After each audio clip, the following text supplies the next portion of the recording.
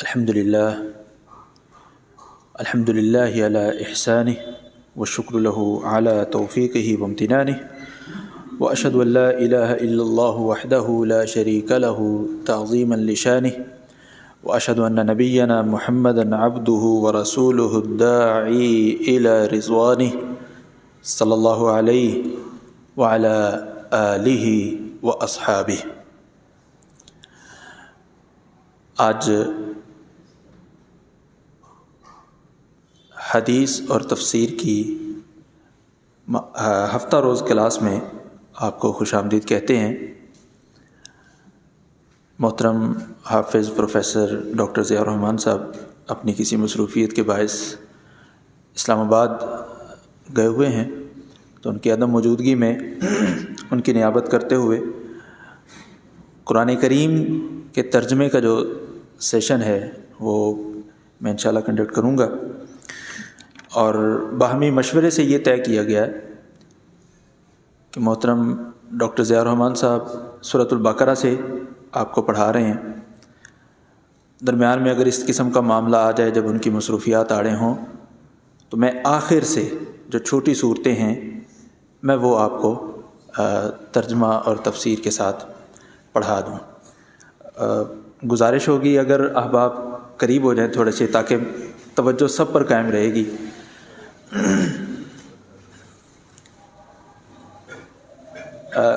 وہ دیوار سے گزارش ہے، بھائی کی کمر چھوڑ دے ذرا، دیوار سے گزارش ہے۔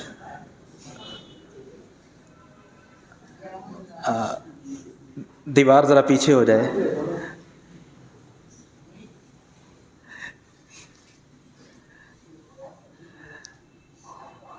وعلیکم السلام۔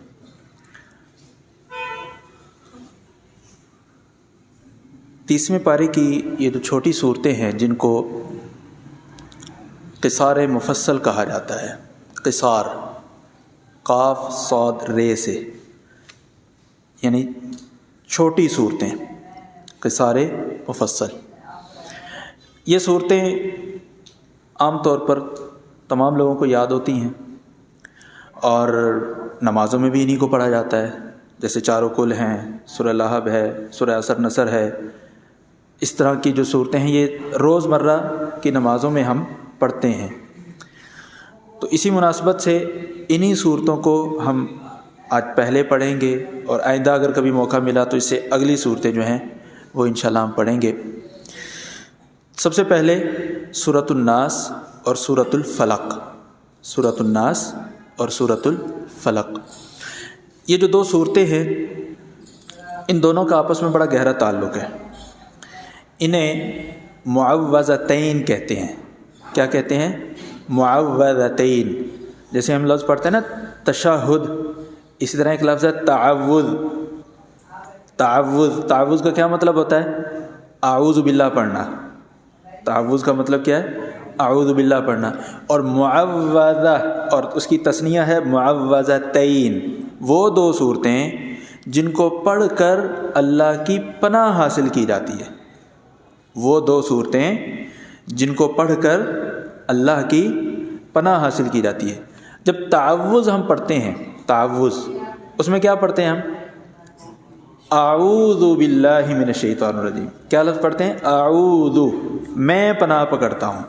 تو یہ آپ دیکھ رہے ہوں گے کہ تعوذ، اعوذ اور معوذتین، ان تینوں لفظوں میں کچھ الفاظ مشترک ہیں۔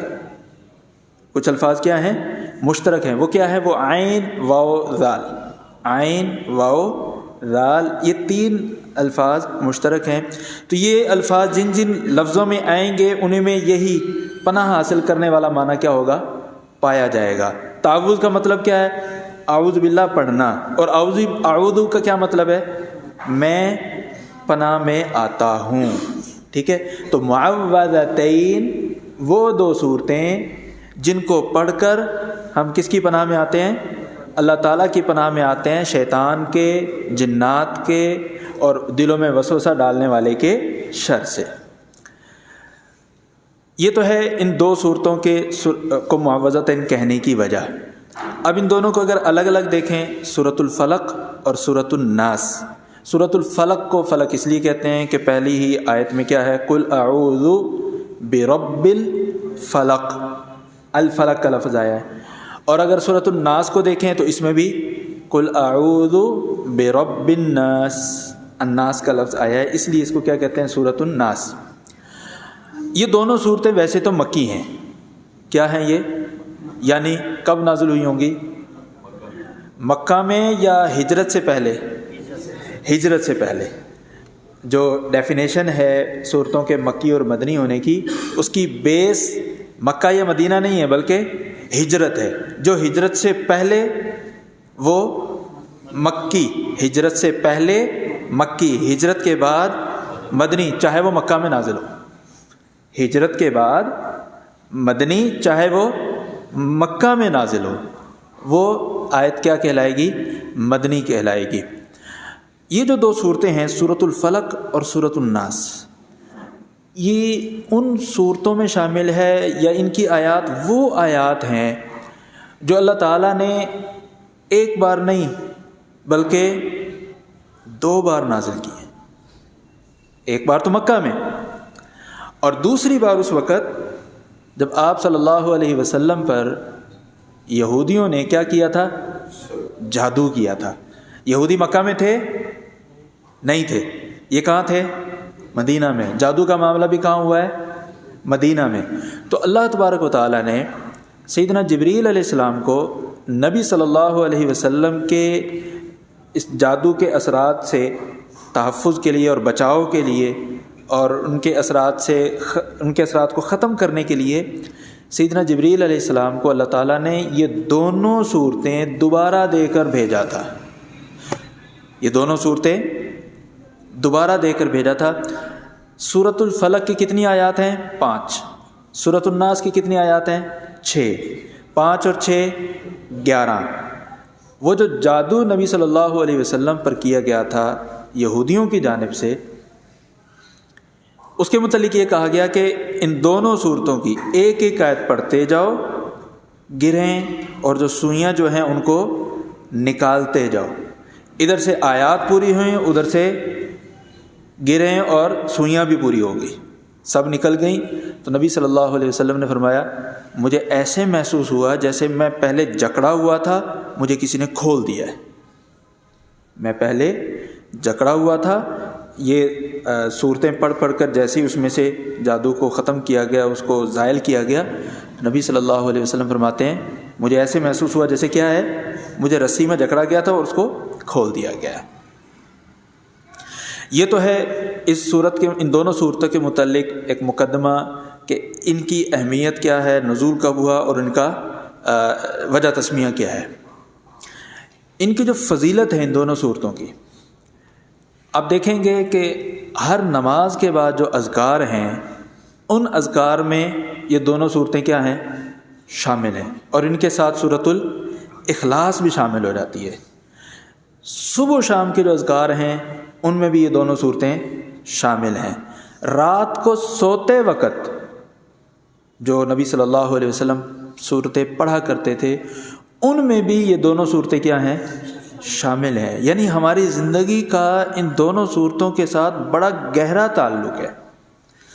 اور آپ صلی اللہ علیہ وسلم نے یہاں تک فرمایا ہے کہ ان 2 صورتوں کو جو شخص رات پڑھ کر سوتا ہے وہ شیطان کے شر سے محفوظ رہتا ہے۔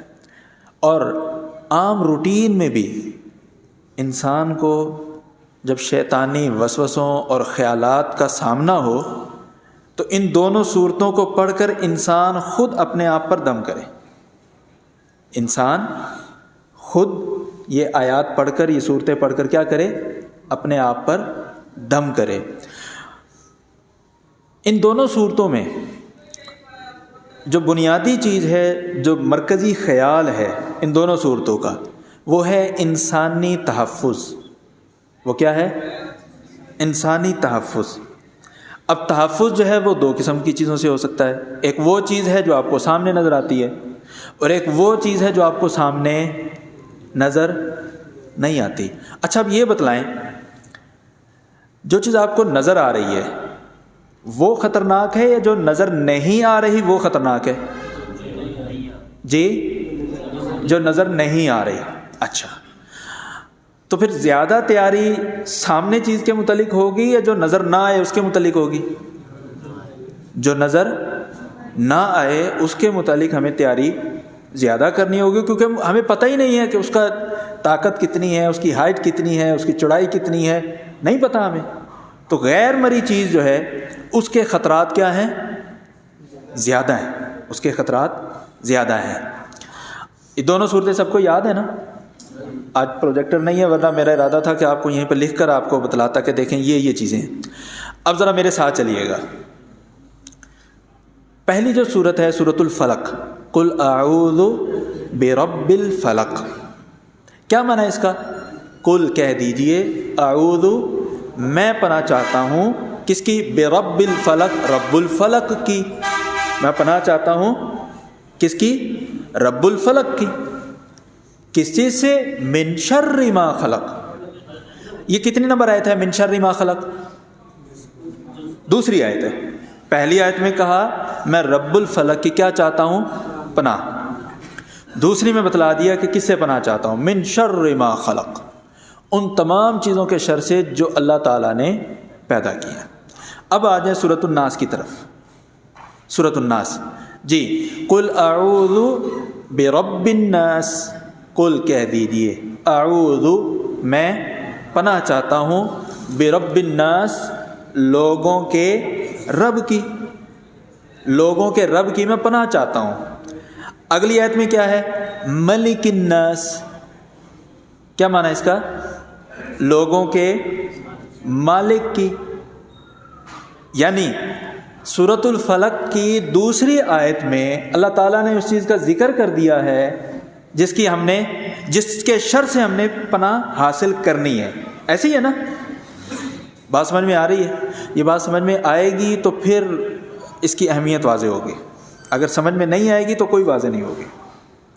سورۃ الفلق کی دوسری آیت میں ہی ذکر کر دیا کہ کس کی پناہ چاہیے، کس سے پناہ چاہیے. کس کی؟ تو اللہ کی ذات ہے. کس کے شر سے ہم نے بچنا ہے؟ سورۃ الفلق میں دوسری آیت میں ذکر کر دیا من شر ما خلق. لیکن سورۃ الناس میں کیا ہو رہا ہے؟ قل اعوذ برب الناس، میں پناہ چاہتا ہوں رب الناس کی. وہ رب الناس کون ہے؟ ملک الناس، وہ لوگوں کا کیا ہے؟ مالک ہے، بادشاہ ہے. آگے کیا ہے؟ الہ الناس. ابھی کس کی پناہ؟ جس کی پناہ حاصل کر رہے ہیں، جو ہمیں تحفظ دے گا، ابھی اسی کی کیا ہے؟ صفات ہیں. الہ الناس. تیسری آیت، میں ایسے رب کی پناہ چاہتا ہوں جو لوگوں کا کیا ہے؟ معبود ہے. لوگوں کا کیا ہے؟ معبود. کیا ابھی تک ان چیزوں کا ذکر ہوا ہے جن کے شر سے تحفظ چاہیے؟ نہیں ہوا. کتنی آیتیں گزر چکی ہیں؟ 3 آیتیں. کتنی گزر چکی ہیں؟ ابھی تک ان کا تذکرہ نہیں ہوا جس کے شر سے ہمیں پناہ چاہیے.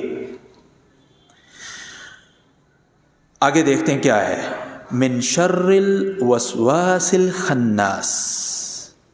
چوتھی آیت میں ذکر کیا ہے کہ جس چیز کے شر سے ہمیں تحفظ چاہیے وہ کیا ہے؟ من شر الوسواس الخناس. خناس کے وسوسوں کے شر سے ہمیں پناہ چاہیے. خناس کے وسوسوں کے شر سے ہمیں کیا چاہیے؟ کسی نے خناس دیکھا ہے؟ آگے دیکھیں، آگے قرآن پاک بتلا رہا ہے یہ خناس کیا ہے. دیکھیں، خناس جو لفظ ہے، خناس، یہ اس چیز پر بولا جاتا ہے جو تیزی سے اور چپکے سے، دونوں چیزیں، تیزی سے اور خفیہ ترین انداز میں کام کر کے واپس چلا جائے. کیا کیا چیزیں اس میں؟ تیزی بھی ہے اور خفیہ بھی ہے. ایک تیزی تو ہوتی ہے لیکن سامنے ہوتی ہے، ایک تیزی بھی ہے اور خفیہ بھی ہے. اس کو کیا کہتے ہیں عربی میں؟ خناس. یہ کون ہے؟ تعارف قرآن کریم کروا رہا ہے. الذی، یہ خناس وہ ہے یوسوس، جو وسوسے ڈالتا ہے. کہاں؟ فی، کیا معنی ہوگا؟ میں. صدور الناس، لوگوں کے سینوں میں، صدر کی جمع صدور، صدر کہتے ہیں یہ چیسٹ کو، سینے کو، ٹھیک ہے، وہ جو لوگوں کے سینے میں کیا ڈالتا ہے، یہ جو دل میں وسوسہ آتا ہے، کسی کو پتہ چلتا ہے؟ آہستہ آہستہ آتا ہے یا تیزی سے آتا ہے؟ اب دونوں چیزوں کو ملائیں، من شر الوسواس الخناس، اس میں تیزی بھی ہوتی ہے اور خفیہ بھی ہوتا ہے۔ وہ کرتا کیا ہے؟ الذی یوسوس فی صدور الناس، جو لوگوں کے دلوں میں کیا ڈالتا ہے؟ وسوسے ڈالتا ہے۔ یہ جو دلوں میں وسوسے ڈالنے والا کبھی کسی نے دیکھا ہے؟ نہیں دیکھا نا؟ اس کے شر سے پناہ چاہیے۔ جب اس کے شر سے پناہ چاہیے تو اللہ تعالیٰ کی 3 صفات ذکر کی گئی ہیں۔ پہلی کیا ہے؟ قل اعوذ برب الناس، رب الناس، آگے ملک الناس، آگے الہ الناس۔ 3 اللہ تعالیٰ کی صفات اور خوبیاں ذکر کی ہیں، کس لیے؟ کہ ہمیں طاقت تھوڑی چاہیے، زیادہ چاہیے۔ من شر ما خلق جو ہے سورۃ الفلق میں، جو اللہ تعالیٰ کی مخلوقات ہیں جو ہمیں سامنے نظر آتی ہیں، جو ہمیں کیا ہے؟ سامنے نظر آتی ہیں، ان کے تحفظ، ان سے تحفظ کے لیے، اپنے آپ کو ان سے بچانے کے لیے وہ چیز نہیں چاہیے جو غیر مرئی چیزوں کے لیے چاہیے۔ اور جب دشمن جتنا خفیہ ہوگا اتنا خطرناک ہوگا، جتنا خفیہ ہوگا اتنا خطرناک بھی ہوگا۔ آگے آپ کے لیے مزید ایک آنکھیں کھولنے والی چیز، یہ جو شخص ہے، یہ جو بھی چیز ہے جو دلوں میں کیا ڈالتی ہے؟ وسوسے ڈالتی ہے، کیسے؟ تیزی کے ساتھ اور خفیہ انداز میں۔ فرمایا من الجنتی والناس، من جیم کے نیچے کیا ہے؟ زیر ہے، جیم کے نیچے زیر ہے، زبر نہیں ہے۔ اگر زبر ہو تو معنی کیا ہو جائے گا؟ جنت ہو جائے گا۔ یہ کیا ہے؟ زیر ہے، جنہ، جو جنین جس کو کہتے ہیں، کس کو کہتے ہیں جنین؟ ابھی وہ بچہ جو ابھی شکم مادر میں ہے، اس کو بھی جنین اس لیے کہتے ہیں کہ وہ خفیہ ہوتا ہے۔ اگرچہ آج کل وہ الٹرا ساؤنڈ کے ذریعے پکچرز وغیرہ اور یہ وہ چیزیں بن جاتی ہیں، لیکن ہماری آنکھوں سے کیا ہے؟ وہ اوجھل ہے۔ اس کو بھی جنین اسی لیے کہتے ہیں کہ وہ خفیہ ہوتا ہے۔ تو من الجنتی، آگے کیا ہے؟ والناس، یہ وسوسے ڈالنے والا کام 2 قسم کے لوگ کر سکتے ہیں۔ کون کون؟ جن بھی اور انسان بھی، جن بھی اور انسان بھی۔ یہ انسان کیسے اتنی تیزی کے ساتھ کام کر سکتے ہیں کہ جنوں جیسی تیزی ہو؟ کیوں بھی ہو سکتی ہے یا نہیں؟ کیسے؟ آپ نے دیکھا میری آنکھوں کو؟ غور کیا؟ آپ نے دیکھا نا میں نے کچھ کیا ہے؟ پتہ چلا آپ کو کیا کیا میں نے؟ ہلکا سا آنکھ کا اشارہ ہے، ہلکا سا ہے نا۔ کسی کو روکنا ہو، یہ اشارہ ہوگا نا۔ آپ کو پتہ چلا میں نے ادھر کیا کیا؟ تیزی کے ساتھ اور خفیہ انداز میں، آپ کو پتہ ہی نہیں چلا۔ من الجنتی والناس، یہ جو وسوسے ڈالنے والے ہیں یہ جنوں میں سے بھی ہو سکتے ہیں اور انسانوں میں سے بھی ہو سکتے ہیں۔ ان سب کے شر سے ہمیں کس کی پناہ چاہیے؟ وہ ذات کون ہے؟ رب الناس ہے، وہ ملک الناس ہے، وہ الہ الناس ہے۔ اب لفظ رب، ملک اور الہ، ان 3 لفظوں کو جب ہم ملا کر دیکھیں، جو اللہ تعالیٰ کی معرفت، جو اللہ تعالیٰ کی پہچان ہمیں حاصل ہوتی ہے، پھر پتہ چلتا ہے کہ واقعی ان 2 صورتوں میں اللہ تعالیٰ کی جو بڑائی اور کبریائی بیان ہوئی ہے، کمال ہے۔ میں مثال دیا کرتا ہوں، یہ شکرکندی کھاتے ہیں نا، موسم آیا ہوا ہے، آیا ہوا نا شکرکندی کا، اس پر کیا ڈالتے ہیں؟ ایک لیمن ڈالتے ہیں، ٹیسٹ اور ہوتا ہے، ساتھ اس کے کیا کرتے ہیں جی؟ مسالہ ڈالتے ہیں، ٹیسٹ کیا ہوتا ہے؟ اور ہو جاتا ہے۔ یعنی تین، پہلے دو چیزیں مکس ہوئی، پھر کتنی ہوئی؟ تین ہوئی، ٹیسٹ کیا ہوتا گیا؟ پانی آ رہا ہے نا منہ سے؟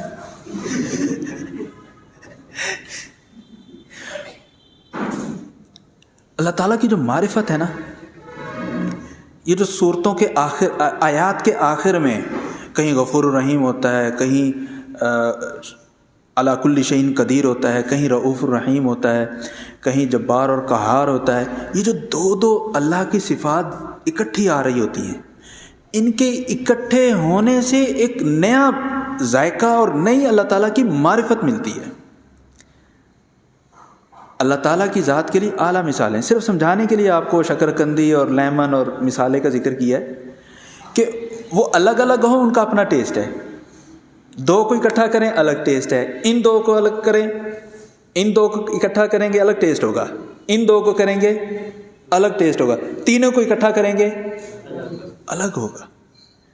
یہ جو اللہ تعالیٰ کی یہ تین صفات ہیں، رب الناس، ملک الناس، الہ الناس، یہ تین صفات ہیں اللہ تعالیٰ کی، اور تینوں کی تینوں جب ایک جگہ اکٹھی کریں، جو اللہ کی معرفت حاصل ہوتی ہے، جو اللہ تعالیٰ کی قدرت، طاقت اور اللہ تعالیٰ کا ہم پر اپنا رحم، جو اللہ ہم پر رحم فرماتا ہے، اس کا جو تصور پیدا ہوتا ہے، اس کے بعد جب ہم کہتے ہیں نا من شر الوسواس الخناس، پھر وہ اللہ تعالیٰ کے ساتھ اپنائیت، اللہ تعالیٰ کے ساتھ جو تعلق جڑتا ہے، قرآن کریم یہ چاہتا ہے کہ ہم قرآن کریم کو سمجھ کر اللہ تعالیٰ کے ساتھ وہ تعلق اپنائیں جو ان کی معرفت کے بعد حاصل ہوتا ہے۔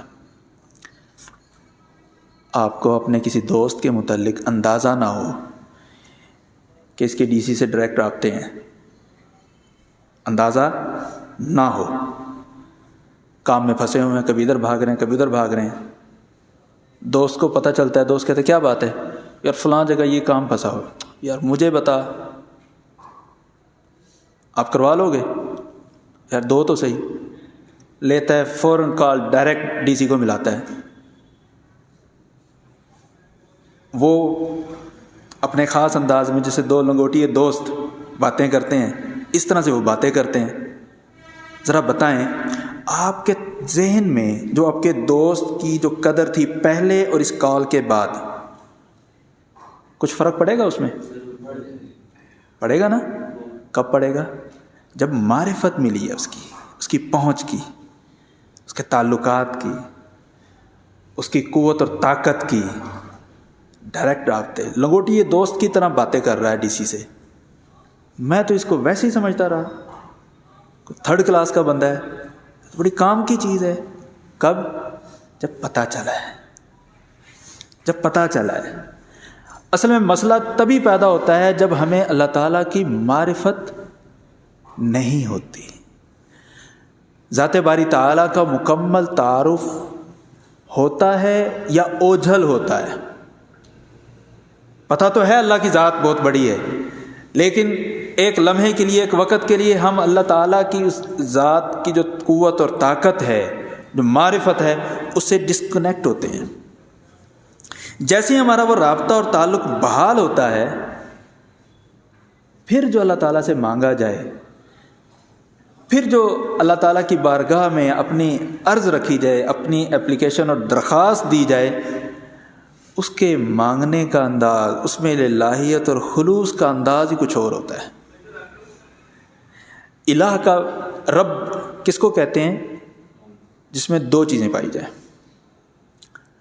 ایک تو وہ جو آپ نے بھی بولا پالنے والا، دوسرا رب کا مطلب ہے جو ضروریات کو پورا کرے خوشی کے ساتھ، ضروریات کو پورا کرے خوشی کے ساتھ۔ ہم بھی بسا اوقات کسی کی ضرورت پوری کرتے ہیں لیکن خوشی سے نہیں کرتے، کس سے کرتے ہیں؟ مجبوری سے کرتے ہیں نا، اس کو رب نہیں کہتے۔ رب وہ ہے جو ہماری ضروریات کو کس سے پورا کرے؟ خوشی کے ساتھ، بوجھ سمجھ کر نہیں، بوجھ سمجھ کر نہیں۔ اور ہمیں کیا ضرورت ہے یہاں پر؟ اللہ کی فیور کی ضرورت ہے نا، رب الناس۔ اچھا، صرف یہ نہیں کہ وہ ذات ہماری ضروریات کو خوشی سے پورا کرنے والی ہے، نہیں، آگے بھی ہے ملک الناس، جو لوگوں کا کیا ہے؟ مالک ہے، بادشاہ ہے۔ جو بادشاہ ہوتا ہے اپنی رعایا کو ضائع کرتا ہے یا اس کی حفاظت کرتا ہے؟ بادشاہ اپنی رعایا کو تحفظ دیتا ہے نا۔ اب یہ دیکھیں، رب وہ ذات ہے جو ہماری ضروریات کو خوشی سے پورا کرتا ہے، اور پھر وہ ملک الناس بھی ہے، وہ بادشاہ بھی ہے۔ اس میں بھی یہ وصف موجود ہے کہ اللہ تعالی ہمیں کبھی ضائع نہیں کرے گا۔ تیسرا کیا ہے؟ الہ الناس۔ تیسرا کیا ہے؟ الہ۔ اس الہ کے بارے میں 3 چیزیں ہیں۔ کتنی چیزیں ہیں؟ الہ وہ ہے جس کی عبادت کی جائے، جس کی اطاعت کی جائے، اور تیسرا وہی معنی جو رب کا ہے۔ کون سا؟ جو ہماری ضروریات کو خوشی سے، محبت کے ساتھ پورا کرے۔ اب ذرا یہ تینوں چیزیں ملائیں بارگاہ الہی میں۔ آپ کو غیر مرئی چیزوں سے تحفظ چاہیے۔ آپ بارگاہ الہی میں عرضی پیش کر رہے ہیں، اے وہ ذات جو ہماری ضروریات کو خوشی سے پورا کرتی ہے، اے وہ ذات جو ہماری مالک ہے، بادشاہ ہے، اور بادشاہ اپنی رعایا کو کبھی ضائع نہیں کرتا۔ یہ تو ہو گیا اللہ تعالیٰ کی طرف سے، اللہ تعالیٰ کی طرف۔ ہماری طرف کیا ہے؟ الہ الناس، اللہ تو ہی وہ ہے جس کے لیے ساری کائنات کی، سارے لوگوں کی عبادات بھی ہیں، اطاعات بھی ہیں، اور پھر اس کے بدلے میں تو ان کی ضروریات بھی پوری کرتا ہے۔ گویا کہ یہ لوگوں کا اور اللہ تعالیٰ کا آپس میں 2 طرفہ تعلق۔ اے اللہ، تو رب بھی ہے ہمارا، تو مالک بھی ہے۔ ہماری طرف سے یہ ہے کہ ہم تیرے بندے ہیں، تو ہمارا الہ ہے۔ کیا کر؟ من شر الوسواس الخناس، میں چپکے سے، تیزی کے ساتھ وسوسے ڈالنے والے کے شر سے پناہ چاہتا ہوں۔ یہ وسوسے ڈالنے والے کون ہیں؟ جو لوگوں کے سینوں میں وسوسے ڈالتے ہیں، چاہے وہ جنوں میں سے ہیں، چاہے وہ انسانوں میں سے۔ یہ ساری کیا ہیں؟ قلبی بیماریوں سے تحفظ ہے۔ کن سے تحفظ ہے؟ قلبی بیماریوں سے، روحانی بیماریاں۔ اب ذرا آ جائیں سورۃ الفلق کی طرف۔ قل اعوذ برب الفلق، قل کہہ دیجئے میں پناہ چاہتا ہوں رب الفلق کی۔ رب الفلق کون ہے؟ اللہ تعالیٰ۔ فلق کس کو کہتے ہیں؟ یہ فلق چھوٹے کاف سے نہیں ہے، یہ نقطوں والے کاف سے ہے۔ آپ نے جو معنی بتلایا نا آسمان، وہ چھوٹے کاف کے ساتھ، کتاب والا کاف ہے وہ۔ یہ کون سا کاف ہے؟ نقطوں والا ہے، قرآن والا کاف ہے، فلق۔ اچھا چلیں آپ کو بتاتا ہوں کیا معنی ہے اس کا۔ یہ جہاں پر ہمیں نظر آتا ہے کہ آسمان بھی اور زمین بھی ایسے مل رہے ہیں، نظر آتا ہے نا، ہائٹ پر چڑھ جائیں تو وہ جو کنارہ سا نظر آتا ہے اس کو ہم کیا کہتے ہیں؟ اسی سے ملتا جلتا لفظ ہے فلک سے، افق کہتے ہیں نا، افق، الف فے قاف، 2 نقطے والا افق، 2 نقطے والا کاف جو یہاں پر ہے فلک میں، اس کو کیا کہتے ہیں ہم؟ افق۔ اس افق میں فجر صادق کے وقت، کس وقت؟ فجر صادق کب ہوتی ہے؟ جب سحری کا ٹائم ختم ہو جائے۔ جب سحری کا ٹائم ختم ہو جائے تو اس وقت وہ روشنی ہوتی ہے۔ اس افق میں ہونے والی روشنی کو فجر کے وقت، فجر صادق کے وقت جو روشنی ہوتی ہے اس کو کیا کہتے ہیں؟ فلق کہتے ہیں۔ اس کو کیا کہتے ہیں؟ فلق کہتے ہیں۔ اے اللہ میں پناہ چاہتا ہوں اس رب کی جو فجر کے وقت اندھیرے سے روشنی پیدا کرتا ہے. اندھیرے سے روشنی پیدا ہو رہی ہے. حالات کے بدلنے کا ذکر ہے نا. رات سے اب کیا ہوگا؟ اب دن ہوگا. نقطۂ آغاز کا ذکر کیا ہے. آپ کو پتہ ہے کہ بائک تو سب چلاتے ہوں گے، سب سے طاقتور گیئر کون سا ہوتا ہے؟ پہلا یا چوتھا؟ یہ چوتھے والے جو ہے نا ریوائز کریں ذرا. پہلا طاقتور ہوتا ہے، آغاز جو کرتا ہے. لوڈ جب ہو تو چوتھے میں گاڑی نہیں چلتی، بند ہو جاتی ہے. اس کے گیئر نکالیں گے، پہلے میں لائیں گے، پھر چلے گی. کسی چیز کا نقطۂ آغاز پیدا کرنا یہ کیا ہے؟ زیادہ طاقت طلب کرتا ہے. جب آغاز ہو جائے پھر اس کے بعد آسانیاں ہوتی ہیں. رات کو ختم کر کے دن کا اجالا لے کر آنا، اس کے نقطۂ آغاز کا ذکر ہے. اس سے پہلے کیا تھا؟ اندھیرا. اس کے بعد کیا ہوگی؟ روشنی ہوگی. اور ہم نے اللہ تعالیٰ کی کیا حاصل کرنی ہے یہاں پر؟ پناہ حاصل کرنی ہے ایسی چیزوں سے جو نظر آتی ہیں. جو کیا ہیں؟ نظر آتی ہیں. اور فلک جو ہے ہمیں نظر آتی ہے کہ نہیں؟ کسی نے دیکھی ہے؟ صبح فجر صادق کے وقت جو روشنی ہوتی ہے، دیکھی ہے کسی نے؟ میں نے 1.5 سال پہلے دیکھی ہے، زندگی میں پہلی بار. وہ بھی ایسی جگہ جا کر جہاں آبادی بالکل نہیں تھی، مصنوعی روشنی بالکل نہیں تھی، وہاں نظر آئی تھی. اس سے پہلے 1-2 دفعہ تجربہ کرنے کی کوشش کی، لیکن جہاں تھے وہاں روشنی پہلے سے بہت زیادہ تھی، شہری آبادی تھی، تو روشنی کا احساس بالکل نہیں ہوا. خیر، قل اعوذ برب الفلق، کہہ دیجئے میں پناہ چاہتا ہوں کس کی؟ صبح فجر کے وقت روشنی پیدا کرنے والے رب کی. کس سے میں پناہ چاہتا ہوں؟ کس چیز کے شر سے؟ من شر ما خلق، اس کے شر سے جو بھی اس نے کیا ہے؟ پیدا کیا ہے. اللہ تعالیٰ نے جو چیز بھی پیدا کی ہے اس کے شر سے میں کیا چاہتا ہوں؟ پناہ چاہتا ہوں. وَمِن شَرِّ غَاسِقٍ إِذَا وَقَبَ، غاسق کہتے ہیں چھا جانے والے اندھیرے کو. کس کو کہتے ہیں؟ چھا جانے والے اندھیرے کو. اور رب الفلق کا کیا مطلب ہے؟ جو اس اندھیرے کو ختم کر دیتا ہے. رب الفلق وہی روشنی کا آغاز ہے نا. رب الفلق وہ ہے جو اس اندھیرے کو چھٹ دیتا ہے. اور یہاں پناہ کس سے مانگ رہے ہیں؟ من شر غاسق اذا وقب، اور اندھیرے کے شر سے اذا وقب، جب وہ پھیل جائے.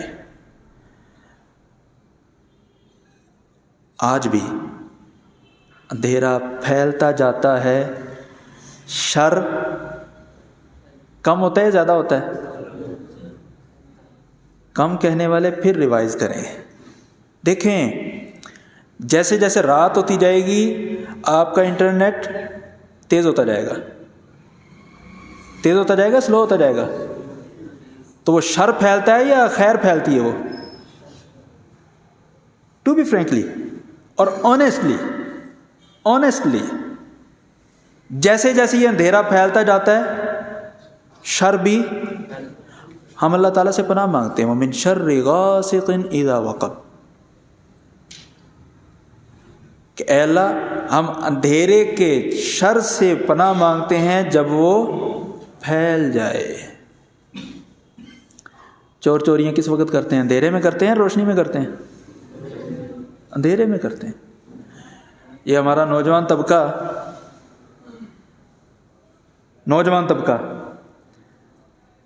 خاص انداز میں جو کھانے کھاتا ہے، خاص انداز میں صرف اشارہ کروں گا، وہ روشنی میں کھاتا ہے، اندھیرے میں کھاتا ہے.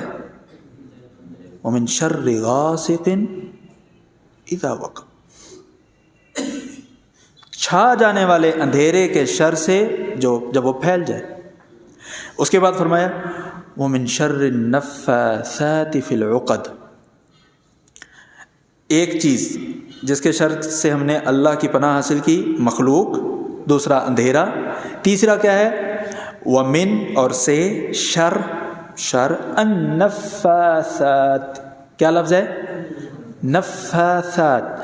اب اس کا ترجمہ اٹھا کر دیکھیے گا، آپ کو ملے گا پھونکے مارنے والیوں کے شر سے. کیا لفظ ملے گا آپ کو؟ پھونکے مارنے والے. دیکھیں عربی زبان میں 3 الفاظ ہیں. ایک ہے نفخ، آخر میں خے ہے. ایک ہے نفس، آخر میں سین ہے. ایک ہے نفث، آخر میں سا ہے. سا سے ثمر والی، سے ثمر والی جو یہاں پر ہے. اصل میں جو انسان اپنے جسم کے اندر ہوا لے کر جاتا ہے اور پھر اس کو نکالتا ہے، اس کی زیادہ سے زیادہ 3 شکلیں ہو سکتی ہیں. کیا شکلیں ہو سکتی ہیں اس کی؟ 3.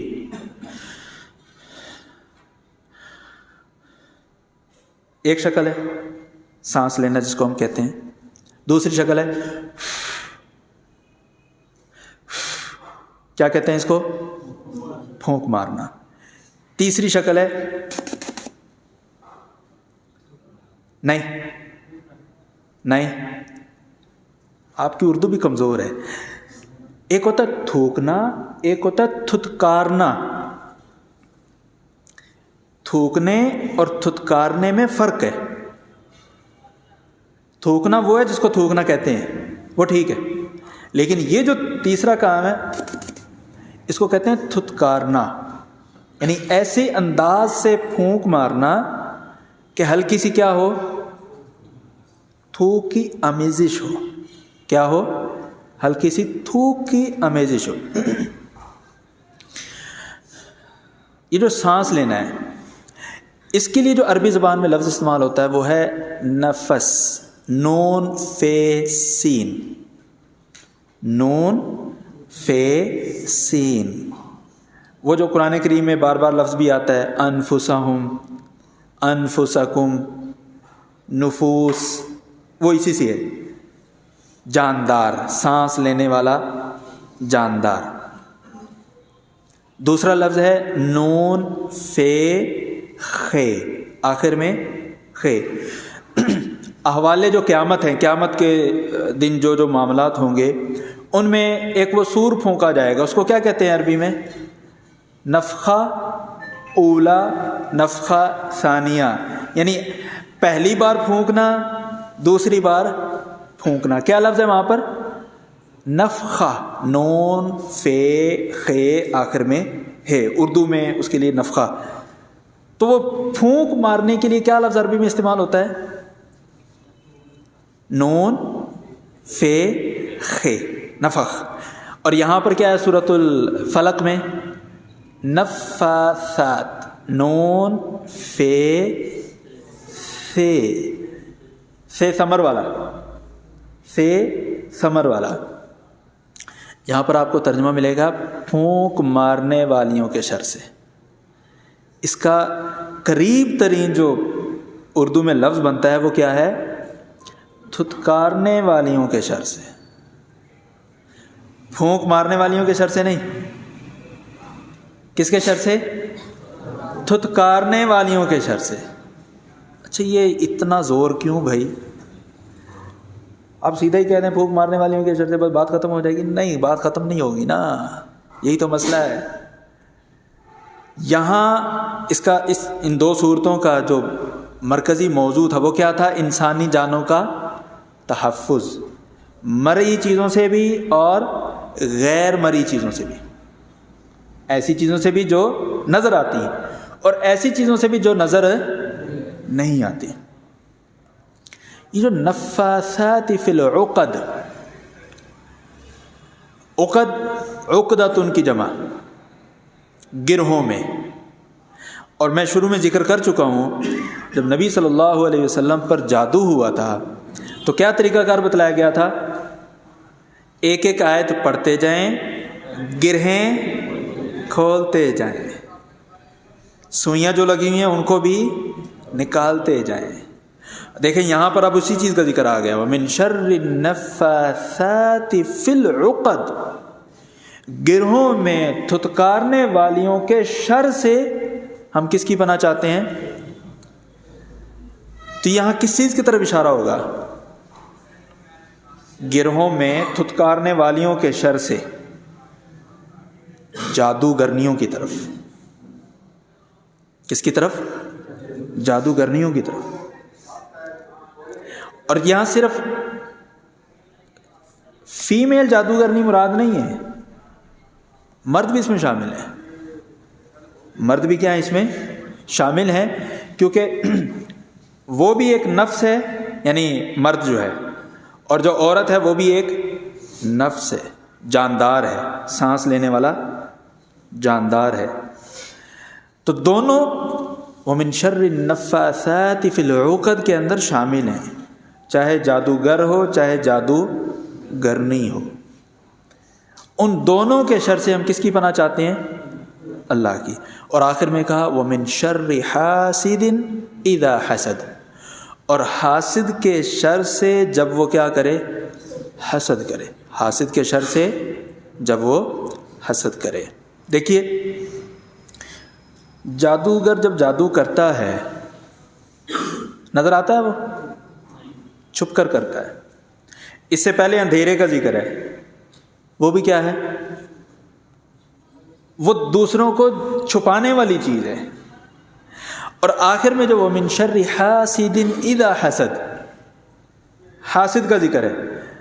جب حاسد حسد کر رہا ہوتا ہے، اس کا حسد ہمیں نظر آتا ہے؟ حسد نظر نہیں آتا. ہاں حسد کے اثرات ممکنہ نظر آ جائیں، حسد کے اثرات ممکنہ نظر آ رہے ہیں. یہاں پر دیکھیں ومن شر حاسد اذا حسد، اور حاسد کے حسد سے جب وہ حسد کرے تب بھی کیا ہے؟ ہم کس کی پناہ چاہتے ہیں؟ رب الفلق کی کیا چاہتے ہیں ہم؟ پناہ. اللہ تعالیٰ نے نفاثات یہ مؤنث ذکر کیا ہے، نفاثات لفظ مؤنث ذکر کیا ہے. حاسد کا لفظ کون سا ذکر کیا ہے؟ مذکر کا. حاسد کا لفظ مذکر کا. لطیف سا اشارہ ہے اس بات میں. یہ جو عامل باوے ہیں جتنے بھی نجومی شجومی ہیں، اس قسم کے کام کرنے والے ہیں، یہاں پر رشکن مردوں کا ہوتا ہے یا خواتین کا ہوتا ہے؟ یہاں پر خواتین کا رش زیادہ ہوتا ہے. اللہ تعالیٰ نے فرمایا وَمِن شَرِّ النَّفَّاثَاتِ فِي الْعُقَدِ، یہ گروہ میں تھتکارنے والیوں کے شر سے اللہ ہم تیری پناہ چاہتے ہیں. اور حاسد کے لیے مذکر کا لفظ استعمال کیا. گھر سے باہر خواتین رہتی ہیں یا مرد؟ مرد رہتے ہیں. مردوں کو چیزیں زیادہ نظر آتی ہیں یا عورتوں کو؟ پھر مردوں کو. حسد پیدا ہونے کے جو مواقع ہیں وہ مردوں کے پاس زیادہ ہوتے ہیں یا عورتوں کے پاس؟ مردوں کے پاس. یہ الگ بات ہے، آگے کبھی کبھی نتائج مختلف ہوتے ہیں، لیکن جو مواقع ہیں وہ اکثر و بیشتر مردوں کے پاس زیادہ آتے ہیں. وَمِن شَرِّ حَاسِدٍ اِذَا حَسَدَ. اور جب انسان حسد کرتا ہے، حسد کی کیفیت بھی غیر مرئی ہوتی ہے. وہ کیفیت بھی کیا ہوتی ہے؟ غیر مرئی ہوتی ہے. ان تمام چیزوں کے شر سے ہم نے کس کی پناہ حاصل کرنی ہے؟ اللہ تعالیٰ کی. یہ جو دو صورتیں ہیں سورۃ الفلق اور سورۃ الناس، آپ اس کو اپنے لیے حرز جان بنا لیجئے. اور خاص طور پر نوجوان طبقہ، جب کبھی دل میں غیر مناسب خیالات پیدا ہوں، اور انسان ہونے کے ناطے پیدا ہو سکتے ہیں، پیدا ہو جانا کوئی بری بات نہیں ہے. بری بات یہ ہے کہ انسان ان خیالات کے پیچھے چل پڑے، یہ بری بات ہے. خیالات پر انسانوں کا کنٹرول نہیں ہے، اسی لیے اس پر مواخذہ بھی نہیں ہوگا. لیکن اس خیال کے پیچھے چلنا یہ انسان کے اختیار میں ہوتا ہے. خیالات کو، برے خیالات کو جھٹکنا یہ ہر انسان کے اختیار میں. کبھی نظروں سے